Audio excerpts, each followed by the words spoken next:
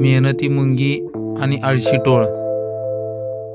एका जंगलात एक मुंगी आणि एक टोळ राहत होती. मुंगी खूप मेहनती होती, तर टोळ खूप आळशी होता.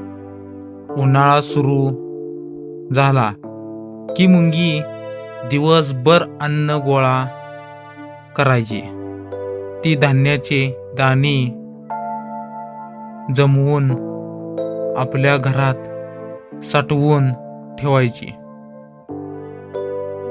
दुसरीकडे टोळ मात्र दिवसभर गाणे म्हणत, खेळत आणि वेळ वाया घालवत बसायचा. एकदा मुंगीने टोळाला सांगितले, "अरे टोळा, उन्हाळ्यात मेहनत कर. पावसाळा आणि हिवाळा आला की अन्न मिळणार नाही." पण टोळ हसत म्हणाला, "अरे मुंगी, तू खूप चिंता करतेस.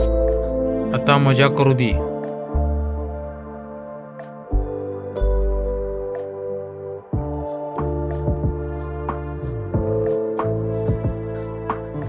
काही दिवसांनी पावसाळा आला.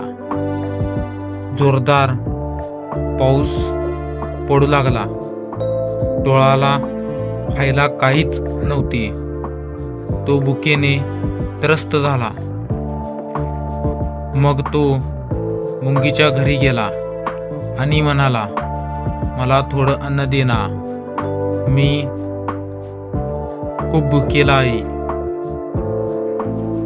मुंगी म्हणाली, "जेव्हा मी मेहनत करत होते तेव्हा तू खेळत होतास.